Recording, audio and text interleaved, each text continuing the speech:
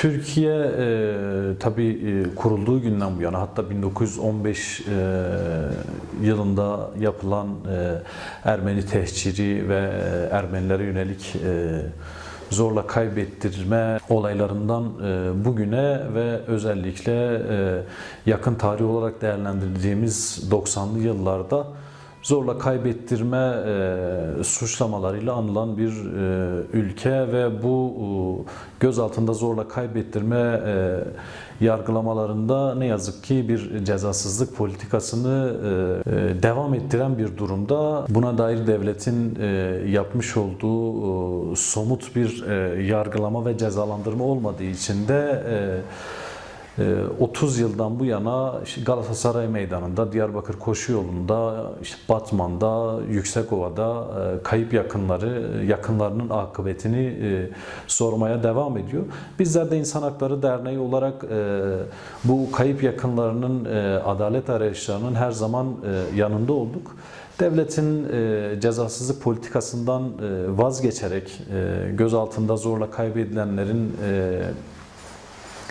ailelerinin adalet arayışlarına destek olması için bir yargılama mekanizmasını sağlıklı işletmesi ve daha önce takipsizlikle ya da zaman aşımıyla sonuçlanan yargılamaların da yeniden gündeme getirilip yeniden bir yargılama faaliyeti yürütmesi gerektiği kanaatindeyiz. Tabii Adalet Bakanı'nın faili meçhul cinayetlerin araştırılacağına dair bir komisyon kurulması ve bakanlık bünyesinde buna dair bir daire başkanlığının kurulacağı hususunun açıklaması elbette önemlidir, ama bunun fonksiyonel anlamda geçmiş dönemdeki özellikle politik anlamda faaliyet yürüttüğü için gözaltında kaybedilen kişilerle alakalı bir çalışmaya dönmesi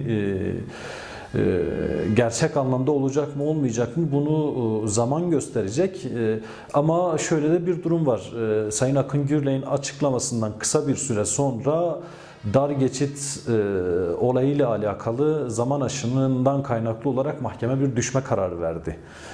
Bunun öncesinde yine birçok faili meçhul cinayetle alakalı mahkemeler düşme kararı verdi. Bunların açılacağına, yeniden görüleceğine dair ne yazık ki henüz hem Akın Gürlek ya da hem bakanlığın diğer yetkilileri tarafından yapılmış bir açıklama yok.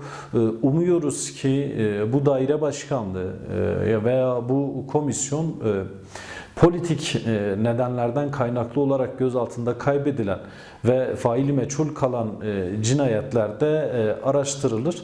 Bizler sizlerin aracılığıyla tekraren belirtelim.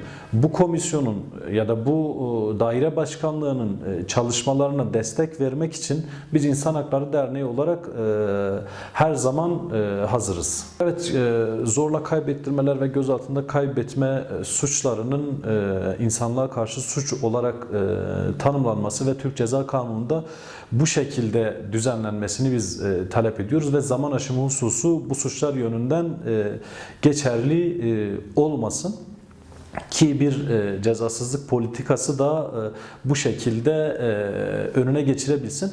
Bunun haricinde yine Birleşmiş Milletler'in zorla kaybettirme